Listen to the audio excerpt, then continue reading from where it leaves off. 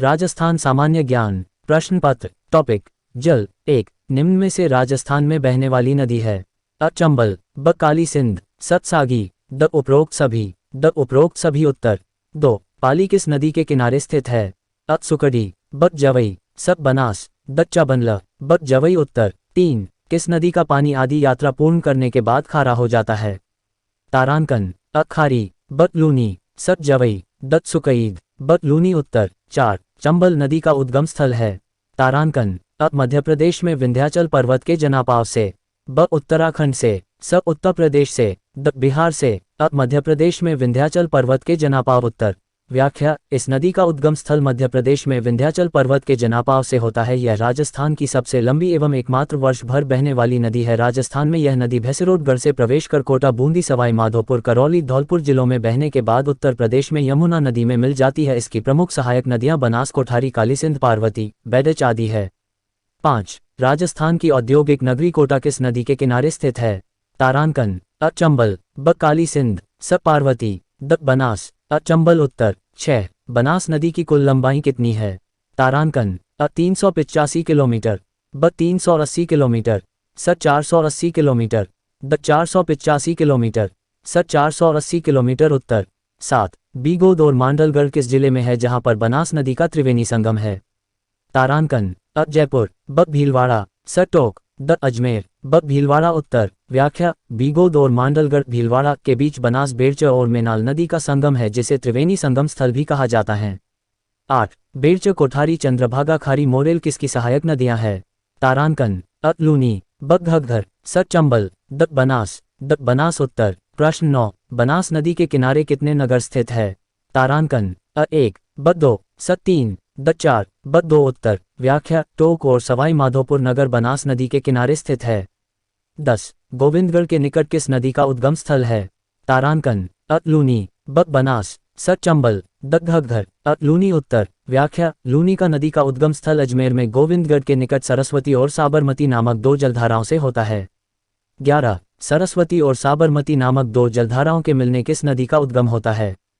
तारांकन, अ लूनी, ब चंबल, स बनास, द घग्घर, अ लूनी उत्तर। 12 किस जिले में लूनी नदी का पानी नहीं जाता है?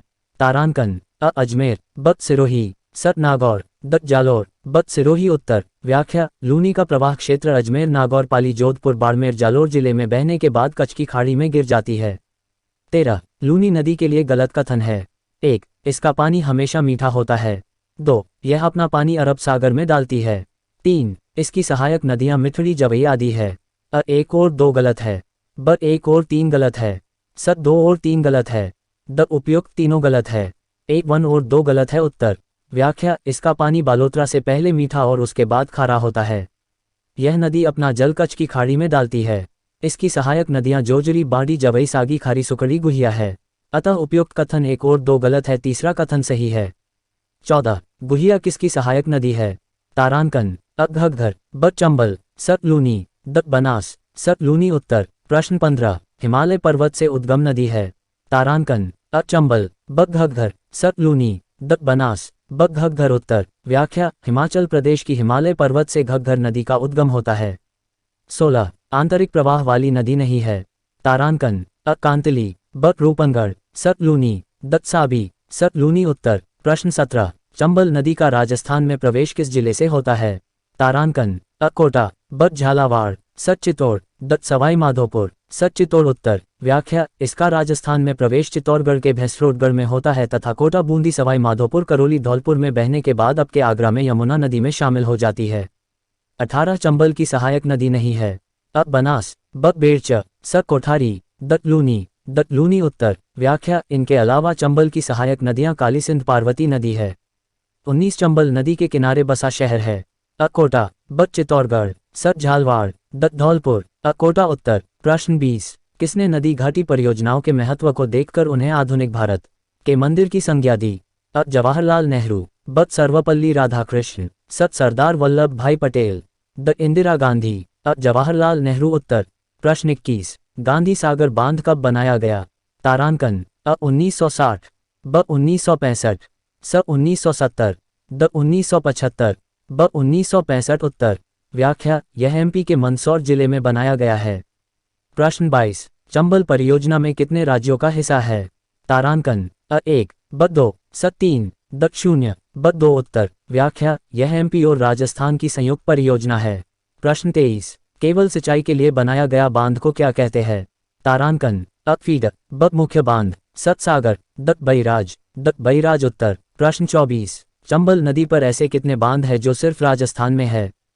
तारांकन: अ 1, ब 2, स 3, द 4, स 3 उत्तर। व्याख्या: राणा प्रताप सागर 1970 चित्तौड़गढ़ जिले में, जवाहर सागर व कोटा बैराज 1960 कोटा जिले में है। प्रश्न 25, चंबल परियोजना से राजस्थान को मिलने वाली सुविधा है? तारांकन: अ जल, ब विद्युत, सत सिंचाई, द उपयुक्त सभी उत्तर। पसंद आए तो सब्सक्राइब करें और बेल आइकन का बटन दबाना ना भूलें।